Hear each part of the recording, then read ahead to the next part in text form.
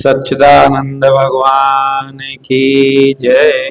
सतगुरुदेव भगवान की जय। शिवो नारायण। भगवान ने यदि मुझे मनुष्य शरीर दिया है तो इसका यही लाभ है कि आप परमात्मा का साक्षात्कार प्राप्त करें। अगले रविवार को चर्चा थी, भगवान ने कहा था काम रूपेण कौन्ते, हे कुंती पुत्र अर्जुन, ये जो काम है ये परेशान कर देता है। काम नाम इच्छाओं को बोलते हैं। भगवान उसी विषय को आगे कहते हैं कि ये काम का रहने का स्थान क्या है। जैसे किसी के स्थान का पता लग जाए तो उसे आसानी से प्राप्त किया जा सकता है, उस तक पहुंचा जा सकता है। जब स्थान का पता ही ना हो, जैसे मान ली जाए कि कोई कहीं छिपा हो, अब पुलिस को उसके छिपने के स्थान का सही पता लग गया हो तो पुलिस वहां तक पहुंच जाती और उसको पकड़ लेती है। ठीक इसी तरह ये जो काम है, आखिर इसका स्थान कहाँ है, जैसे कि हम समझ सके तो भगवान कह रहे इंद्रियाणि मनः बुद्धि अस अधिष्ठायम उच्यते रते विमोहितम ऐसा ज्ञानम ब्रह्म आत्मदेहिना। अब भगवान श्री कृष्ण कह रहे हैं कि हे कुंती पुत्र अर्जुन, ये जो काम है इसका जो स्थान है, अधिष्ठाय रहने की जगह है, वो इंद्रियां, बुद्धि और मन। यदि विचार करके देखा जाए तो सारी इच्छाएं, जितनी भी कामनाएं होती हैं संसार, सबकी सब बुद्धि में ही रहती है। बुद्धि के ही अंतर्गत मन है। एवं मन और बुद्धि हम दो कहते हैं। बुद्धि कारण होती है, मन कार्य होता है। इसलिए मन का जो अंतर्भाव है वो बुद्धि में होता है।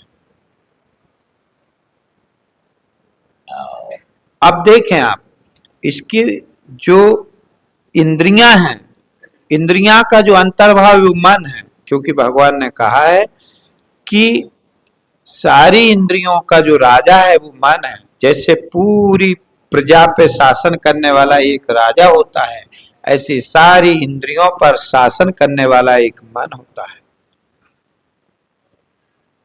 मन जहां बस में हुआ, सारी इंद्रियां कंट्रोल हो जाए। तो ये जो काम की स्थान है, इंद्रियां,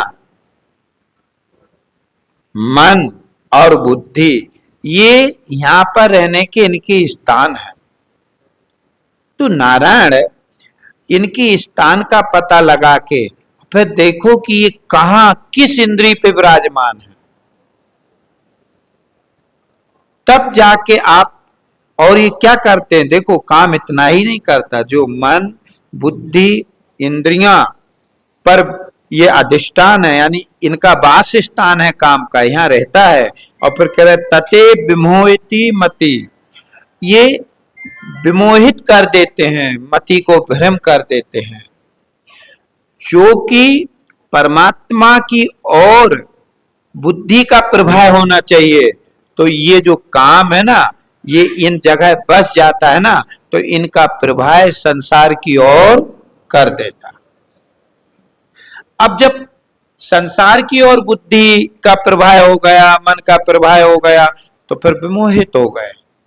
जैसे भ्रम आपको और का और दिखा देता, जैसी वस्तु है वैसा नहीं दिखाता, पर जैसी वस्तु नहीं है वैसा दिखा देता। ठीक इसी तरह नारायण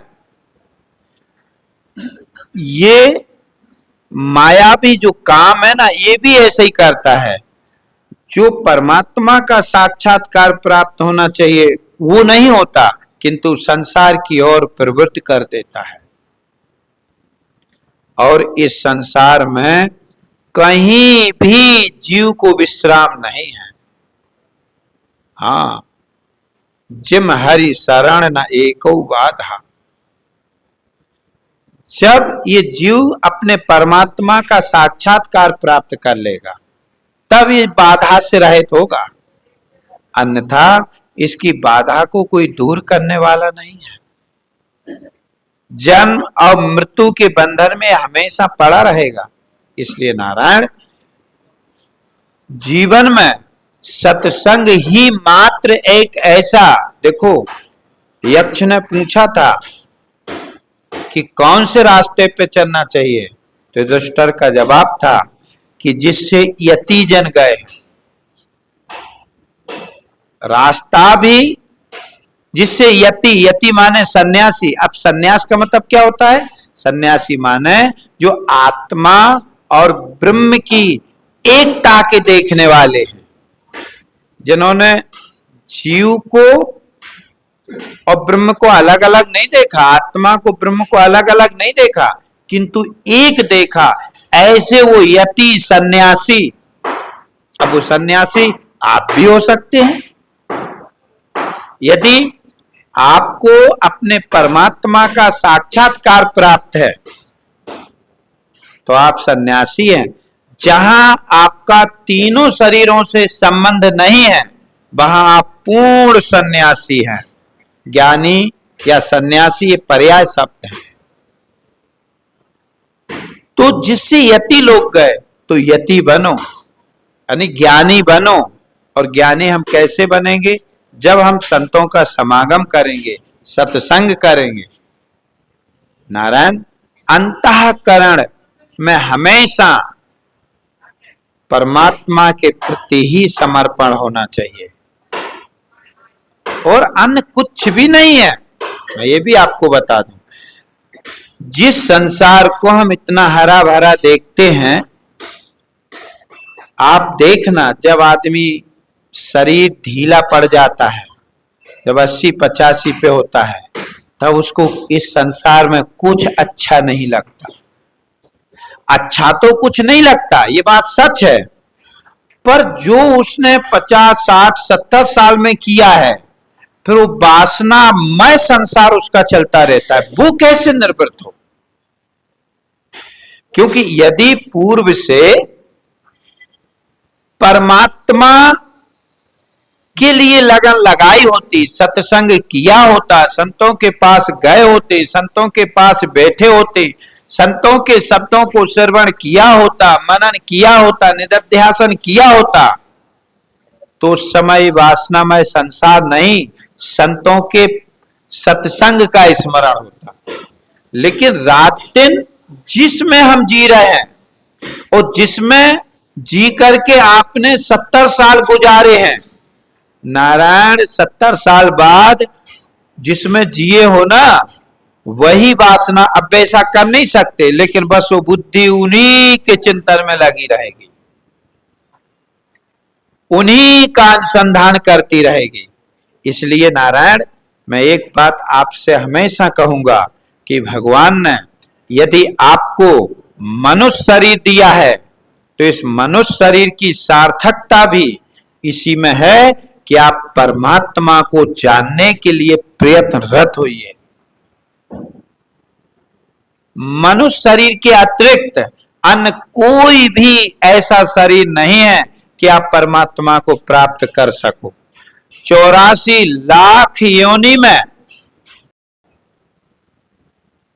कहीं पढ़ा था, आप परमात्मा के लिए एक कदम चलते हो तो परमात्मा आपके लिए 1000 कदम चलता है। आप चल के तो देखो, आप परमात्मा के लिए एक कदम चलते हो तो परमात्मा आपके लिए 1000 कदम चलता है। तो उस परमात्मा पे चलने का क्या है? आप संतों के पास आकर के तो देखो, बैठ कर के तो देखो, क्योंकि वो संतों के पास ही मिलेगा। हाँ, और ये बात भगवान श्री कृष्ण ने भी कही कि तद विधि प्रणपातेन पर प्रसेन सेवया। तू तत्वदर्शी महापुरुषों के सानिध्य में जा, उनको प्रणाम कर। और कैसे प्रणाम कर? ऐसे नहीं आए और ऐसे हाथ कर, नहीं, साष्टांग डंडी की तरह पूरे 8 अंग तुम्हारे जमीन में लग जाना चाहिए। प्रणाम कर, फिर उन तत्वदर्शी महापुरुषों से प्रश्न कर, भगवान आत्मा क्या है, अनात्मा क्या है, जड़ क्या है, चेतन क्या है? तब वो संत आपको बताएंगे। अब संतों से दूरी का मतलब है परमात्मा से दूरी, संतों से नजदीकी का मतलब है परमात्मा की प्राप्ति। क्योंकि कुछ चीजें आपको अपनी बुद्धि को भी लगाना पड़ेगा। आप ऐसे नहीं, आप विचार करो हमारा हित कहाँ है। जब आप 10 संतों की बातों को सुनते हो तो ये भी आपके समझ में आता है कि सार गर्भित बात कौन कह रहा। जैसे 10 मित्र होते हैं आपके जीवन में, आपके 10 मित्र हैं। अब 10 मित्र में कोई मित्र कुछ राय दे रहा, कोई मित्र कुछ राय दे रहा, लेकिन सही जो मित्र होगा वो आपको वही राय देगा जिसमें आपका हित हो, जिसमें आपका हित हो। और यदि आप बुद्धिशील हो तो सही मित्र की बात को आप स्वीकार करोगे कि नहीं, इसकी बात मानना चाहिए, ये बिल्कुल सही कह रहा। अब मान लीजिए बुद्धि नहीं है, किसी दूसरे के बुद्धि के आश्रय भी चल जाना कभी कभी बड़ा धोखा होता है। यदि वो व्यवस्थित आदमी नहीं है और उसका हमने आश्रय ले लिया, नहीं ये जो कह रहा है वो सही है, तो फिर वो डूब जाएगा। जो खुद डूबा हुआ होता है वो किसी दूसरे डूबते हुए प्राणी का क्या सहायक बन जाएगा? क्या उसको बचा सकता है? नारायण, एक आत्म साक्षात्कार प्राप्त किए जो तत्वज्ञ महापुरुष है वही इस संसार से मुक्त है।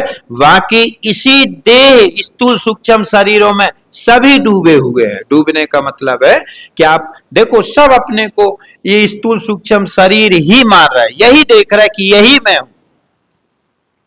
जबकि जो सच्चे सतगुरु हैं वो आपको बता रहे कि आप ये नहीं हो, आप इससे हटके हो। इसलिए भगवान श्री कृष्ण कह रहा है कि हे अर्जुन, इसके जो वास स्थान है इन्हें समझो, क्योंकि तुम्हारी बुद्धि को भ्रमित कर देंगे, विमोहित कर देंगे, ज्ञान की ओर जाने नहीं देंगे। और ना तो आप देख लो कि जो संतों से दूर है, धर्म से दूर है, उनकी स्थितियां देखो आप, ज्ञान से बहुत दूर हैं वो लोग। कभी कभी धर्म भी कई बार दिखाने के लिए करते हैं। एक धर्म वो होता है जो कल्याण के लिए किया जाता है, एक धर्म वो होता है जिससे दुनिया में हमारा प्रचार प्रसार हो, लोग जाने देखें कि अरे बड़े धार्मिक है। एक धर्म कल्याण के लिए होता है, जो कल्याण के लिए धर्म से युक्त होता है वो व्यक्ति का कहीं भी तुम समझ ही नहीं पाओगे कि ये कौन कर गया। और जिसे नाम की चाह है वो दिखा देगा। इसीलिए नारायण अपना जीवन है, मैं तो बस यही कहूंगा, भगवत कृपा से मनुष्य शरीर मिला है तो इस मनुष्य शरीर का सार यही है कि आप अविनाशी परमात्मा को जानने के लिए प्रयत्न करिए। समय थोड़ा है, काम जरूरी है, मौका यही है। जीवन का दिन का पता नहीं चलता, रात्रि का पता नहीं चलता, बालकपन चला गया पता नहीं चला, जवानी चली गई पता नहीं चला। बस सोच विचार करते करते जीवन पूरा हो जाता है। इसलिए नारायण उस अविनाशी परमात्मा के जानने के लिए प्रयत्न करो, जानना ही चाहिए। इसलिए अर्जुन से कह रहे हैं इंद्रियाणि मनः बुद्धि अस्य अधिष्ठाय उच्यते। रते विमोहिति एवं ज्ञानम आत्माहम देहि नाम। देह को ही आत्मा मान बैठता है, क्योंकि काम ने इसके ज्ञान को आच्छादित कर दिया है, विवेक दबा दिया है। हाँ, ये होता है। जैसे आपने कई बार उदाहरण सुना होगा कि एक पंडित जी कुछ पढ़ के आए, तो किसी ने पूछा कि पाप का बाप क्या है। ऐसा आप लोगों ने सुना होगा बहुत बार। किसी ने पूछा पाप का बाप क्या है, तो पंडित जी ये पत्र का देखें, वो पत्र देखें, ये पुराण देखें, वो पुराण देखें, पर पाप का बाप नहीं। तो कहते हैं कि रास्ते में जा रहे थे तो संध्या का समय हो गया भोजन का, तो पहले आदमी को हर कोई रोक लेता था, राहगीर कहीं रोकना चाहे तो एक के यहाँ रुके। तो वो घर वेश्या का था, तो उसने कहा कि पंडित जी बैठो। तो उसने भोजन बनाया, पता नहीं ऐसा कुछ है, मुझे वो याद नहीं आ रही। और जब वो उसने कहा कि पंडित जी बोले नहीं, हम तुम्हारे यहाँ का भोजन नहीं करेंगे, अरे तुम पापी। तो उसने कही नहीं नहीं पाए। तो उसने कुछ मोहरें रख दी, मोहरें रख दी। तो ठीक है, अब बना दोगे। तो फिर उसने कहा नहीं नहीं पंडित जी, आपको हमारे हाथ से खाना पड़ेगा। उसने कही नहीं नहीं, अरे कैसे, तुम तो बिल्कुल, तुम्हारा तो शरीर ही पूरा पापिष्ट है। तो उसने फिर मोहरें रख दी। तो फिर पंडित जी, तो उसने भोजन का एक निवाला लिया, देने लगी। तो उसने कहते एक खींच के हाथ दिया, बोले पंडित जी यही पाप। तो ये जो काम है, अब इच्छा ने कितना गिरा दिया। उनका विवेक ही खो गया पंडित जी का कि यार हम ये भोजन जो हम अपने हाथ से बना के खाते हैं, हम क्या कर रहे हैं। क्योंकि धर्म, दूसरों की नजर में तो तुम धर्मज्ञ रह सकते हो, पर जब तुम अपने आप की नजरों में धर्मज्ञ रहोगे, तब ध्यान रखना आप धर्मज्ञ हो। दूसरों की नजर में तो हर कोई अच्छा दिखना चाहता है, लेकिन जब आप अपनी नजर में अच्छे हो, जैसे वो पंडित जी, उनने देखा यहाँ तो कोई है नहीं, यहाँ खा भी लेंगे तो क्या। तो देखो वो काम ने कितना उनको गिरा दिया, भूल गए वो। ऐसे ही नारायण, ये काम आपको परमात्मा से बहुत दूर कर देता है। इसलिए इस काम को मारो, काम का नाश करो। और ये काम जो है ना, सिर्फ संतों के सानिध्य करके ही मारा जा सकता है। क्योंकि संत लोग जो आत्म अनात्म का विवेक देंगे, जब वो विवेक जागेगा, तब इन इंद्रियों में, मन में, बुद्धि में वो विवेक समाएगा, तब इसमें बसा हुआ जो काम है वो निर्वृत्त हो जाएगा। क्योंकि बहुत अल्प जीवन है, तो आज यहीं रहने दे, फिर देखेंगे। सच्चिदानंद भगवान की जय, सतगुरुदेव भगवान की जय, वैदिक सनातन धर्म की जय, ज्ञान स्वरूपेश्वर महादेव की जय। शिवो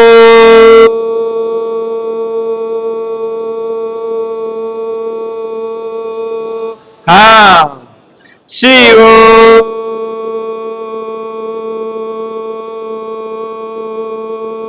हाँ, शिवो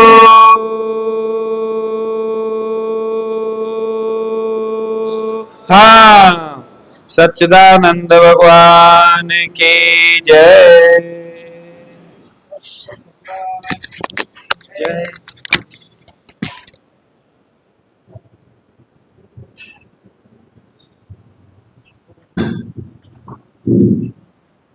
सद्गुरुदेव।